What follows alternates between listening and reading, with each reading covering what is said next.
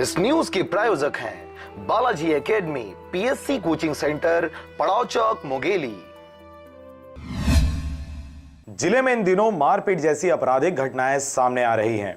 आए दिन लोग किसी न किसी मामले को लेकर मारपीट जैसे घटनाओं को अंजाम दे रहे हैं। इसी तरह मंगलवार को भी ऐसा ही एक मामला सिटी कोतवाली में सामने आया, जिसमें नगर पालिका के सामने रास्ते में गुजर रहे युवक के साथ धनराज टांगिया व गौतम टांगिया नाम के युवकों द्वारा मारपीट किया गया। अपने साथ हुए मारपीट को लेकर पीड़ित युवक द्वारा सिटी कोतवाली में आरोपी युवकों के खिलाफ रिपोर्ट दर्ज करवाया गया है, जिस पर पुलिस द्वारा इस मामले को विवेचना में लेकर कार्रवाई किया जा रहा है। सुबह की घटना है ये नगर पालिका के सामने का।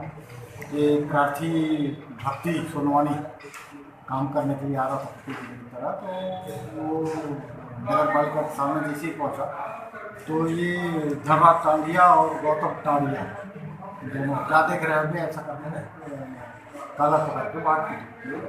प्रार्थी की रिपोर्ट पर 294 5 34 कायम कर योजना के लिए